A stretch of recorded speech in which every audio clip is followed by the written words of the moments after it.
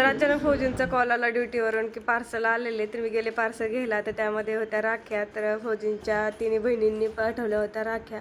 तर पहिली तर राखी स्वामींची निघाली. त्यानंतर आता ही दुसरी राखी खोलते मी. तर दुसरी राखी आहे ना गणपतीची होती. थोडंफार पार्सलमध्ये क्रॅक झालेलं होतं वरचं हे, पण राख्या छान होत्या. तर गणपतीची होती अशी दुसरी राखी. त्यानंतर मग तिसरी राखी ओपन केली मी. तर तिसरी राखी छान होती अशी डिझाईनची.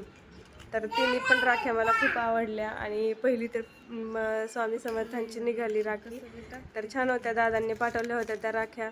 तर रक्षाबंधन लांबच आहे, पण लवकरच स्पीड पोस्टने पाठवलं त्यांनी, जेणेकरून रक्षाबंधनपर्यंत पोचतील अशा. तर ही तिसरी राखी आहे ओमची. तर छान आहेत तिन्ही पण राख्या. त्यानंतर मग मी आले होते कूलर साफ करण्यासाठी. तर कूलरमध्ये असं पाणी होतं, तर म्हणलं मच्छर होतील त्याचे भरपूर दिवस पाणी राहिल्यानंतर. आता कसं पावसाळा चालू झालेला आहे, पाऊस पडतोय आधीमध्ये, कूलरची एवढी गरज भासत नाही. म्हणून मग मी आता कूलरमधलं सगळं पाणी काढून घेतलं. त्यानंतर मग कपड्याने आहे ना सगळं पाणी त्यातलं पुसून पण घेतलं आणि एकदम कोरडा करून ठेवला कूलर. आता सुकण्यासाठी ठेवलेला आहे मी.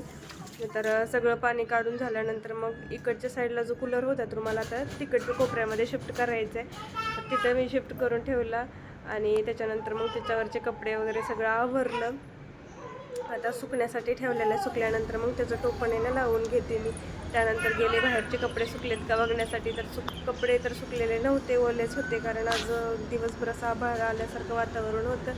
तर जेवढे सुकलेले आहेत तेवढे कपडे काढले. आणि आपली झाडे पण बघा कसे पावसामुळं खुलले. मग भांडी पडली होती एवढी, तर भांडी घासून घेतले त्यात. आणि इकडं बघा आयुष्यने हर्षू म्हणलं इकडं कोपऱ्यात सेफ राहील कूलर. तर ते दोघं जण आहे ना खुर्चीवरून चढून आता तिकडं कूलरवर बसायला लागलेत दोघं पण. तर चला तर मी मिनी ब्लॉगचं इथे सेकंड करते. व्हिडिओ आवडला तर लाईक शेअर सबस्क्राईब करायला विसरू नका. Bye bye.